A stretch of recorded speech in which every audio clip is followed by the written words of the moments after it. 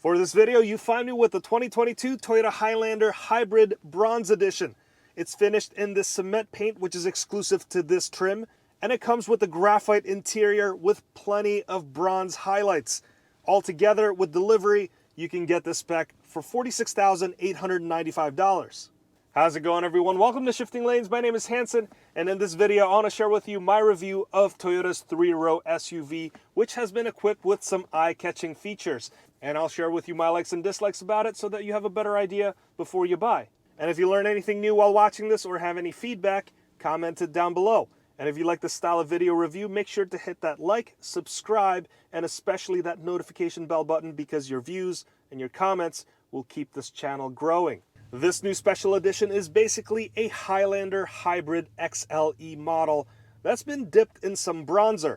So at its core, you'll get the Highlander Hybrid hardware, which consists of a 2.5-liter 4-cylinder engine and some electric motors that pump out 243 combined net horsepower and 175 pound-feet of torque.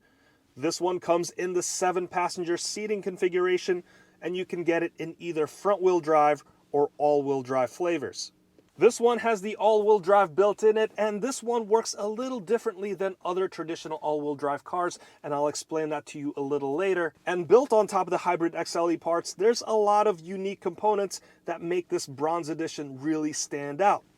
Most noticeable is the special paint and bronze wheels. It's a flat or matte gray color that is very much in style right now. Audi popularized this style when it came out with the Nardo gray paint, and now you're seeing it more often in other brands. Toyota used a similar style of color called Lunar Rock for the TRD Pro models of the Tacoma and the 4Runner for the 2021 model year, so if you want to see any of those reviews, click the links in the description box. I think this color is a good look for this SUV, and it makes the bronze wheels really pop. I think it's a very bold move for Toyota to pick bronze as a wheel finish, because you typically find bronze wheels with modified cars. I personally have bronze wheels on my Veloster N, so seeing this color on this Highlander makes me like it more than I normally would. Jumping inside, you'll find more unique Bronze Edition bits. The seating has been finished in a unique pattern with bronze accents and stitching. The stitching on the door panels, the armrest, and the dash are done in the same color, and then the floor and cargo mats and the door sills got the same treatment. Beyond the superficial special color, the Bronze Edition also gets you some nice extras on top of the Hybrid XLE model, such as the digital rearview mirror, in-dash ambient lighting, LED headlights, and LED daytime running lights. As for the driving experience, the Highlander is not a bad ride.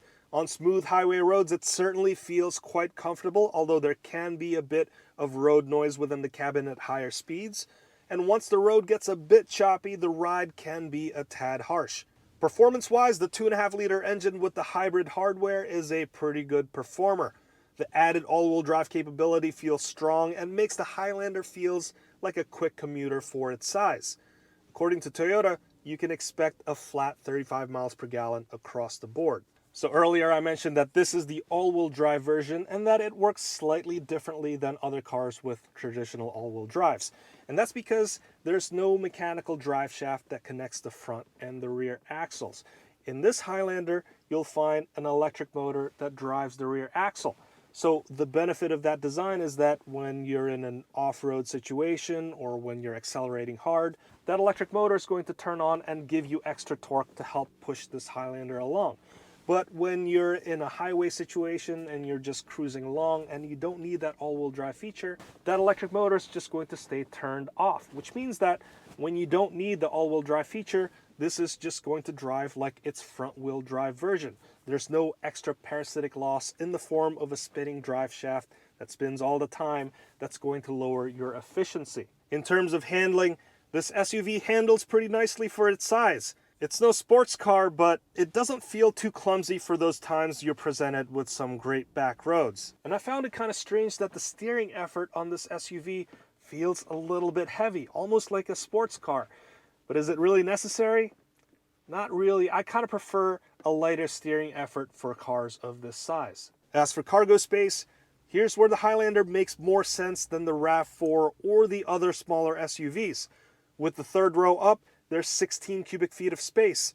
That grows to 48.4 cubic feet with the third row folded down, and for the maximum amount of space, you can fold the second row captain's chairs to get 84.3 cubic feet. And when you have people sitting in here, the first row is obviously very comfortable. There's heated seats in here, but if you want to get ventilated seats as well, then you have to step up to the limited version of this Highlander. The infotainment system in this SUV is still using the older style user interface. It works just fine, but if you want to see where Toyota's going with their new infotainment system, check out what they've done to the Tundra, and I have a video of that up here. Hopefully they'll introduce that new user interface in all of their other cars in the coming years. Now, if you don't want to use this native infotainment system, you could always plug in your phone via the USB plugs on this car. Now, there's 3 USB connections here. There's the USB Type A and also 2 USB Type Cs. So thank you, Toyota, for including the older style plug in here, because not all of us have upgraded to the USB-C type cable. And it's also worth mentioning that if you do want to get Apple CarPlay or Android Auto, you'll have to plug in via the old USB Type A plug, because these USB-Cs, they only charge and they don't transfer data. Additionally, in the armrest, there's a Qi wireless charger on here, which doesn't really work too well. It doesn't work too well with my iPhone 12 Pro Max, which is a pretty big phone and it has a case on it. So your mileage may vary with these wireless Qi chargers.